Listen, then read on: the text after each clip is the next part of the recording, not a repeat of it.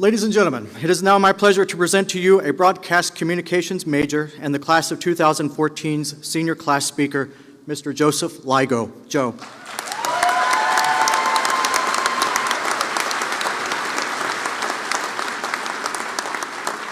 Thank you, Dr. McMinn. Before I begin, I need to thank all of the amazing people who helped get us all here. But in honor of a friend who is also leaving Westminster this year, I'd like to say it as he would. Ladies and gentlemen, you need to remember to thank all of the great people out here who helped you get in there.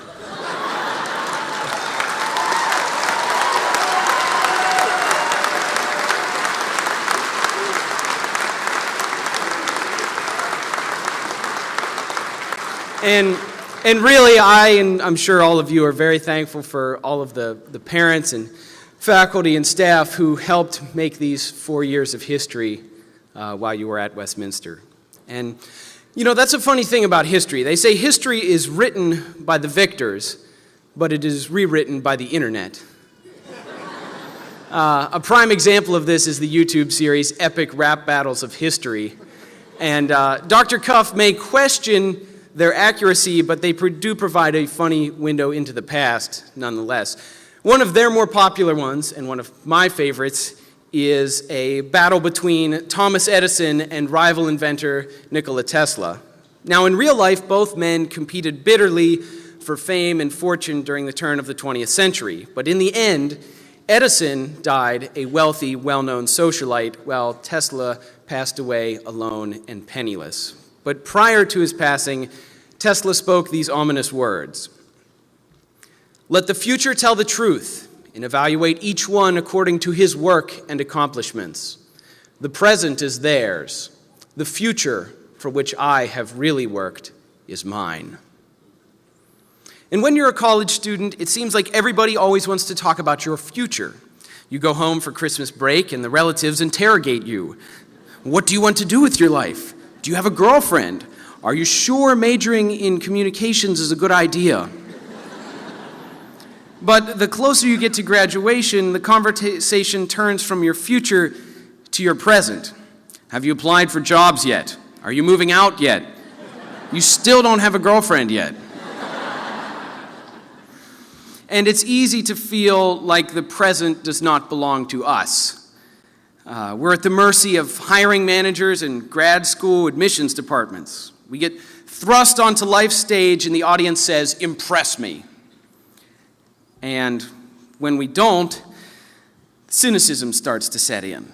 Our parents start believing those chain emails with articles about the entitlement generation and how all of our cell phones and video games have made us self-centered, useless members of society. And the conversation turns to debt and unemployment, and soon the cynicism reaches us too. And suddenly, we start worrying not only about our present, but our futures as well. As a broadcast student, I spent over a year trying to develop a 30-second TV commercial for Westminster College. I spent weeks brainstorming about what made Westminster stand out from other schools. What can the school give students for the here and now? Well, we have a cafeteria where the fire alarm goes off if you make waffles, a science building that is slowly being swallowed up by the earth, and a broadcast department with cameras that are older than me. But at Westminster, a professor will call you on a Saturday morning in July to ask how your summer internship is going. At Westminster, your capstone advisor doesn't roll their eyes when you ask her for a third letter of recommendation. The registrar knows you by name, and the department chair will even give you a pound of homegrown bacon as a housewarming gift for your first apartment. At Westminster, a whole community will come together to mourn the loss of a friend.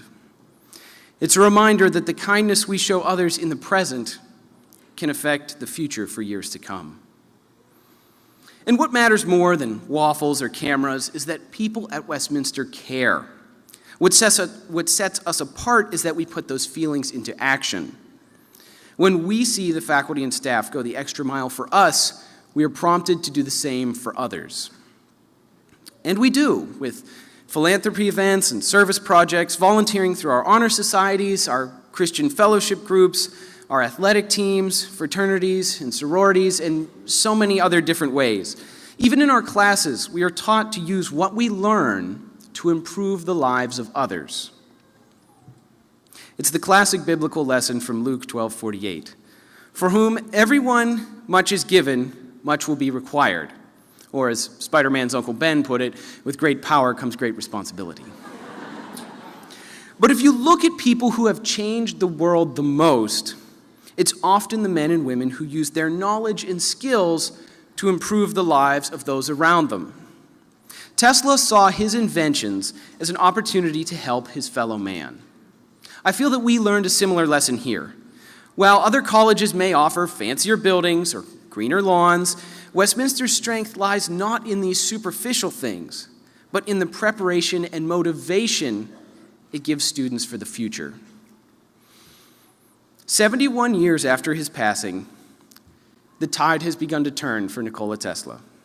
Edison's famous light bulb is slowly being replaced by more efficient LEDs and fluorescent lights. As for Tesla, the electric induction motor he invented in 1888 is still used in millions of machines, from the air conditioners in this building to the electric cars of tomorrow. His inventions continue to improve the lives of billions. And if you look at Wikipedia, Tesla's page is just a little bit longer than Edison's.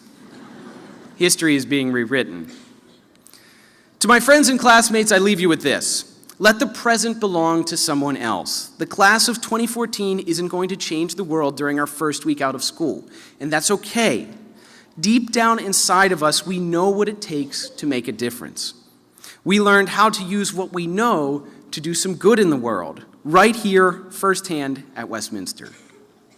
We must work for the future, to positively impact the lives of others in the next year, the next decade, even the next century. Our turn to rewrite history has come, and someday people will be reading our Wikipedia pages. Let us not grow cynical with the here and now, because one day people will judge us by our work and accomplishments, and our future will tell the truth. Thank you.